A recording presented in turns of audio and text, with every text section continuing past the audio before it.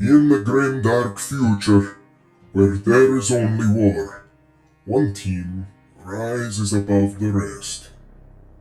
Actually, more like just below, creeping in the shadows, whispering in the dark, waiting to strike fear into the hearts of their enemies. Were you that edgy kid back in high school that wore eyeliner, had jet black hair, wore all black clothes, thought they were cool by going by a name like Dracar Noir? Do you find yourself hiding in the shadows, searching for places and ways to stay out of the sunlight as much as possible? Do you find yourself with the uncontrollable urge to claim the flesh of your enemies to turn into a cape to bring home to mom? Then this team might be for you.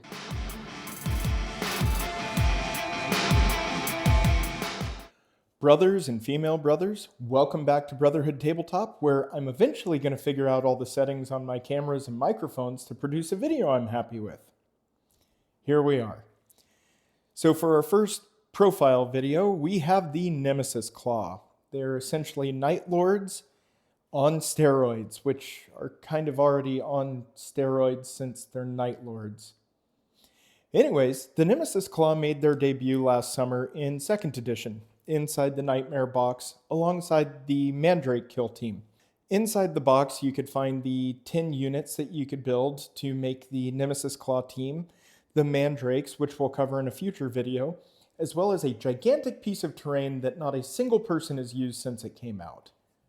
So today we're going to go over how to play them, what they're all about, the pros and cons of the team, the data cards, of course, and then whether or not this team is right for you. Follow along as we dig into it. All cringy dad jokes aside, the Nemesis Claw Kill team revolves around a central theme of fear. We're now going to take a look at the team itself and what sets it apart.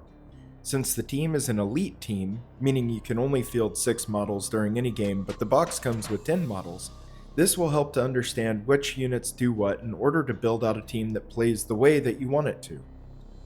The box allows you to build the 5 unique models, as well as some specialist units that you can build out in a variety of ways. You've got the Visionary, the Screecher, the Skin Thief, the Fearmonger, and the Ventriloquar, or Ventrilicar. Either one. After those 5, you've got a combination of gunners, heavy gunners, and warriors to build out. As far as the build goes, as with most every box, it's a good idea to make sure that you build out your 5 unique units, as they really are the stars of the show with this team. From there, we've got to figure out what to do with the other 5 units. In my opinion, it makes sense to build 2 versions of your leader unit, the Visionary. There are a couple of different ways to build them, and depending on how you're playing, you may want to run one over the other. I personally tend to run my Visionary with the Nostroman Chainblade coupled with the Plasma Pistol. I do have a second Visionary built running the Power Fist and a Bolt Pistol, since Bolt Pistols are much better in 3rd edition than they were in 2nd. But because I like to live on the edge and roll every plasma shot supercharged, I tend to take that chance in most games. Also, the rule of cool heavily comes into play with that Nostroman Chainsword. With the 5 unique models built and a second leader unit, that leaves us with 4 models left. Many people tend to build the rest of these units as some combination of gunners and heavy gunners, but I think there's a case to be made to build at least one of these models as a warrior with a chainsword and a bolt pistol, because if you're playing a team with limited range and want to go all out, their ability to deal out lethal 5-ups is nice. With 3 or 4 models left, depending on your stance on the warrior, I would suggest building out 2 versions of the gunner. One with the plasma gun, which you had better always supercharge, because leaving behind a smoking crater where you once were as you destroy your enemy is always way funnier that way. And the other way with a Meltagun, because, well, Melta. Having a Meltagun on the field when playing against the Astartes or other elite teams is a nice way to burn through layers of ceramite where your bolt guns just aren't doing the trick. For your final model or 2, building a heavy gunner isn't a bad idea. I've built a version running the rocket launcher that I use somewhat frequently to help with heavy armor or making people who group their units up together pay dearly. I do have a model built with the heavy bolter because of the double shoot ability you could use in 2nd edition, but I don't think I've used him a single time once in 3rd edition because the heavy bolter no longer qualifies under the Astartes double shoot rule. I'll keep him off to the side and maybe one day they'll add it back in. At the end of the day, these are your units and it's your game. This is just some friendly advice. I am by no means a tournament player, but I have played the Nemesis Claw team a few dozen times, so take it for what it's worth. But again, these are your models, build them the way you want. I'm not your dad, so I'm not going to tell you how to live your life. Now let's get into team composition and faction rules briefly. Building out an elite team is pretty straightforward. You can only take 6 units. With the Nemesis Claw, you can select a Visionary as your leader, and then can run 5 models alongside him. You can select each unique model once, and then a single gunner, single heavy gunner, and as many warriors as you'd like. Now if you want to be that person running around the field with a leader, a gunner, and 4 warriors, well, you can totally do that. But the unique models in this kit are pretty great and what makes this team stand out. My typical list consists of the Visionary, the Screecher, who I lovingly refer to as Timu Wolverine, the Fearmonger and his poison knife, the Ventriloquar, or Quar, depending on who you ask, who happened to bring half of his buddy along to the party, the Skin Thief, who wields a chain glaive perfect for thieving skins, and then one of my extra gunners, heavy gunner, or warrior depending on the team I'm playing. The Nemesis Claw kill team has 2 faction rules. The first of which is the Astartes rule that allows a unit to perform 2 fight actions or 2 shoot actions during its activation. With an elite team having 3 APL, this ability is pretty fantastic. The only downside to it now in 3rd edition is that one of those shooting actions has to use a bolt pistol, bolt gun, or scoped bolt pistol, which disqualifies our heavy gunner from being able to use it. The second faction rule is called In Midnight Clad, and it is the one that everyone hates. This rule means that whenever one of your units is being shot at, as long as your operative is both 6 inches away from the shooter, and is within control range of heavy terrain or under a vantage point, they are counted as obscured. This means that as long as the edgelords of night are playing to their strengths and are hiding in the shadows, the enemy can't score any critical hits, and they have to discard a normal hit when shooting at them. This ability is the one that allows the team to run from shadow to shadow, dodging rounds, until they get within charge range to claim their trophies. Next, we're going to take a quick look at the data cards for each unit. First up is the Visionary. As we discussed in the build section, you can build them a couple of different ways, and having 2 different versions isn't a bad idea. You can equip him with either a bolt or a plasma pistol, as well as with a few different solid melee options. The Nostroman Chainblade has rending, so you can add another critical hit if you've already rolled one to begin with. The Power Fist has Brutal attached to it, so your opponent won't be blocking you unless they have crits to use. The Power Maul has Shock, so you can discard an enemy normal roll when you score a crit, and the generic Power Weapon has lethal 5-ups. Aside from his weapon loadout, the Visionary has some abilities that you want to pay attention to.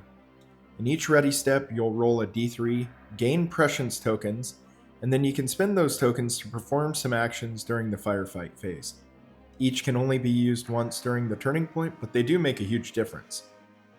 You can spend a token to skip over a friendly activation, meaning you get to push their activation down the road and see what the enemy will do next. You can use a token to discard normal damage being dished out to the Visionary, or during his activation you can spend an AP to discard a token and gain a CP. These abilities, along with his weapon loadout, mean that you're going to want to keep him alive as long as possible, since his abilities can change the game during Turning Point 2 going forward. His prescience points do stack, so you can carry over any unused ones into the next turn. Bear in mind you can only use 3 of them each turn though.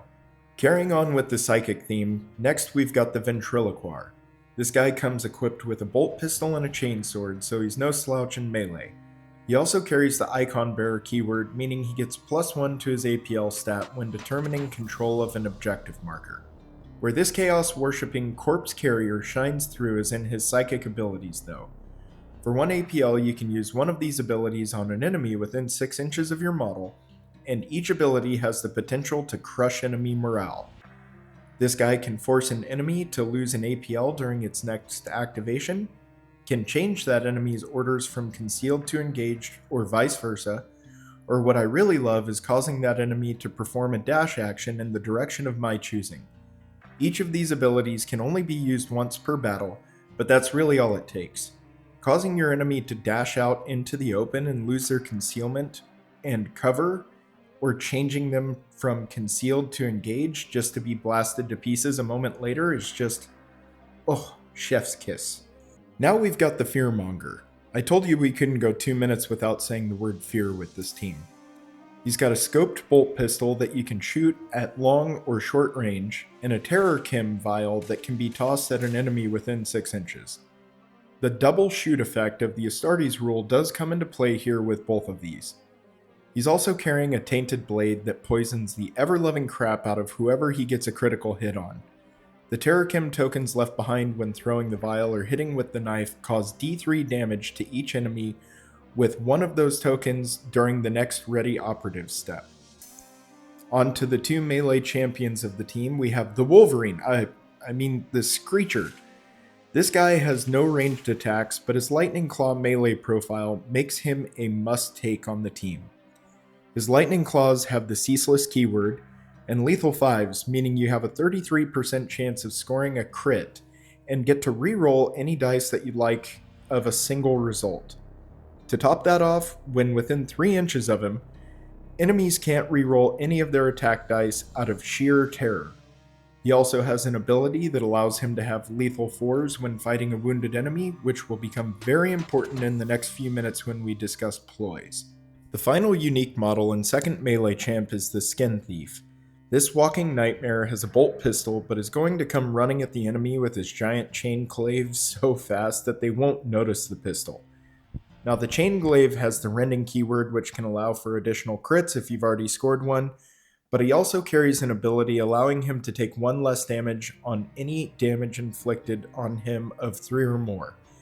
His ability allows him to terrify the enemy after incapacitating one guy already into not being able to control markers or perform the pickup marker action until the next turning point. He's very handy for taking and controlling objective areas. Here we have the Warriors, Gunners, and Heavy Gunners. I won't go into great detail on each of these since you can essentially just pick the loadout you'd like to take based on who you think you'll play, but the Warriors do have an ability to add lethal 5s to their weapons when fighting a wounded enemy or an enemy with less than 7 wounds. As I said before with the Gunner and Heavy Gunner, taking plasma guns, melta-guns, and the missile launcher are the way that I've built them out. Now we're going to talk about strategy ploys and firefight ploys. There's 4 of each for the team, and some of them are definitely more useful than others. Some of them I rarely use at all, but we're going to cover them all so that you know what you've got to work with. First up are the strategy ploys. The very first one we're going to go over is Prey Sight. Now this one I haven't found a ton of use for, although I can see it be useful in certain scenarios depending on the game you're playing. Prey Sight allows you to inflict an ability against your enemies where they can no longer use light terrain as cover if they are within 6 inches of one of your units. Next up is Return to Darkness. This strategy ploy allows you to perform a free fallback or reposition action, but your unit must end that move within control range of heavy terrain or have its base underneath vantage terrain. It's pretty handy, and you can't end any closer to enemy operatives than you started, but it can get you out of a tight situation if you need to. The last two are the ones that I use pretty much every single game. The first of those two is the Black Hunt. This one is a clutch in pretty much every situation, especially when coupled with the next one, but the Black Hunt allows you to re-roll one of your attack dice anytime that you're shooting against or fighting against wounded enemy operatives. The final strategy ploy, We Have Come For You, is the one that I use without fail, going on from turning point 2 onwards. So whenever you activate one of your operatives, if the very first action you perform is a charge action, if you end up against that enemy, you get to do D3 damage on the enemy before you even get into the fight stage. This is, again, super useful for this team, especially when you consider all of the abilities that allow them to add rerolls and inflict damage to enemies that are already wounded. Now on to the firefight ploys.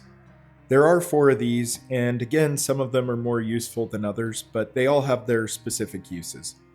The first up is Death to the False Emperor. Now, this one is pretty specific, depending on the team you're playing against. So, Death to the False Emperor allows you to give the ceaseless keyword to all of your weapons if you're fighting against, shooting against, or retaliating against anybody with the Imperium keyword. Additionally, if the enemy has the Adeptus Astartes keyword, your weapons now have the Relentless Weapon rule, so it kind of buffs that ceaseless weapon rule up. After that is Dirty Fighter. So anytime that you're retaliating against somebody who's already fighting you, this allows you to resolve one of your successes before the normal order. So if somebody decides to charge into you and start fighting, you can make them regret it pretty quickly. That being said, you don't get to resolve any other successes during that sequence, but you can finish somebody off if they are dumb enough to charge into one of the Nemesis Claw. The last 2 are ones that I use pretty frequently. First up is Proclivity for Murder. So this one is a pretty special one that frustrates a lot of the people that you play against. So Proclivity for Murder allows one of your friendly operatives to perform an immediate free charge or dash action up to 3 inches, even if it's performed that previous to it during its activation. So as long as you incapacitate somebody, you can then charge off from them into somebody else or dash away, either one. But once you've, let's say, used the Skin Thief or the Screecher to come in and take out an enemy, you can then get a free charge or dash action to move off or closer to another enemy and mess up their next activation. It's pretty handy and throws a wrench in people's plans pretty quick. Finally, we have the one that everybody hates, the Vox Scream. This firefight ploy has frustrated so many of my opponents, and I can't even begin to tell you how many people hate playing the Nemesis Claw just for this firefight ploy. So the Vox Scream is interesting. So you get to basically spend a CP to cancel your enemy's activation when they announce it. So when they announce that they're going to activate a certain model, you get to spend a CP and cancel it. It terrifies them into basically freezing. So the interesting thing about this is the first time you use it, it costs 1 CP, but from there forward, it's going to cost you an additional CP every time that you use it. So the second time will cost 2 CP, so on and so forth. This is extremely frustrating to play against, and I've seen people lose their minds when they think that they've got a sniper or a rocket that they're about to send my way, and then oops, all of a sudden, you've activated my trap card. The Nemesis Claw can of course use all of the standard universal equipment that every team has access to, but they do have 4 pieces of faction equipment that are specific to them, and we're going to go over them real quick. The first piece of equipment is the Flayed Skin. So this one I take with me pretty often. Whenever one of your enemies is within 2 inches of a Nemesis Claw operative, whether they're shooting, fighting, or retaliating, they can't reroll any of their ones, which is pretty handy against certain teams. So the second piece of equipment is the Grizzly Trophy, and this one's pretty much always an auto take as well. So whenever one of your guys goes out and incapacitates an enemy within 2 inches of it, it gains one of these Grizzly Trophy tokens. Now once your guy has that token, anytime they get within 2 inches of an enemy operative, you get to subtract 1 from the attack stat of that enemy's weapons. The third piece of equipment is the Chain Snare. I often use this piece of equipment, but it is pretty cool if you're facing an enemy that you think they have a high chance of falling back anytime you get into combat. This allows you to roll a couple of d6 or possibly 1 d6, and depending on your roll, you get to prevent that fallback action that they're trying to take. The fourth piece of equipment is the Comms Jammers. So again, this is one that I don't normally take. I'd rather take a piece of universal equipment like a smoke grenade or a crack grenade. Now, taking the Comms Jammers means that anytime you're within 8 inches of an enemy, that enemy can't have their APL stats added to. This is a pretty specific piece of equipment depending on the team and player that you're up against.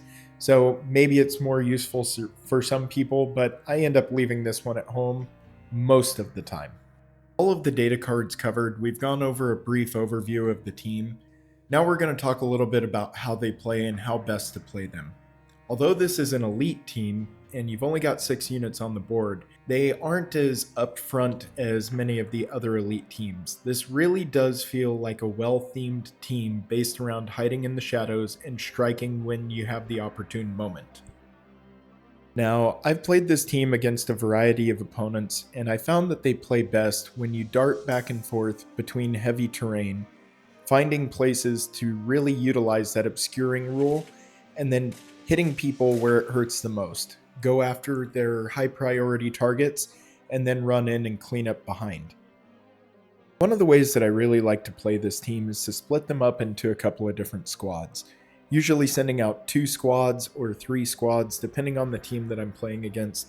But frequently I'll take the Visionary and the Fearmonger out into a group of enemies to toss that Terror Chem vial out and hopefully poison 2 or 3 or 4 enemies before darting back into the shadows to take pot shots and maybe do a little bit of melee with that Tainted Blade while the Visionary covers him from behind.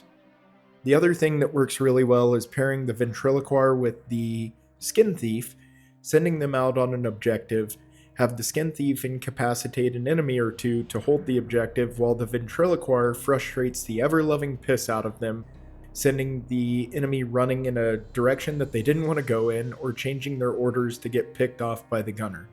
There's a lot of different ways to play this team, but if you stick to their theming of hiding in the shadows and striking while the iron's hot, you're never going to have a problem and you're going to frustrate a lot of the people that you play against. Now, this team is all about playing dirty and gaining the upper hand whenever possible. Sending your Screecher around the back of a building to jump up and enter units into melee combat that have no business being in melee combat is a ton of fun. And as long as you play them the way that they're meant to be played, you're going to have a lot of fun with them. It's not a very straightforward team, so if that's what you're looking for, this might not be the team for you. But if you want to frustrate your enemy by screaming away and canceling their activation, or moving from one enemy incapacitation into another as you charge back and forth, then these are your guys. So now that we've gotten through all the info, you know everything there is to know about the Nemesis Claw. I personally enjoy playing this team. They thrive on fear and terror, doing underhanded, dirty tactics to get one up on your enemy. They hide in the shadows until it's way too late, and a charge comes out of nowhere, making your enemy think that they're living in a nightmare as their team falls apart. So if you think you want a team that doesn't feel the constant need to yell, "For the Emperor!" every 2.5 seconds, and you want a team that makes your enemies question the life choices that led them to this point thus far, then these guys might be for you. Go out and pick them up. They're a ton of fun. They're out there waiting for you. In the shadows. Probably in the shadows. Because they're never not in the shadows. It's kind of their deal. Anyways, you'll have to excuse me as I go find some shadows of my own to go skulk about in and find a bat-themed skull helm to wear around the house as I terrorize my kids. That being said, thanks for watching. Like and subscribe. Comment down below about how wrong I was or details that I missed. And welcome to the Brotherhood. See you next time.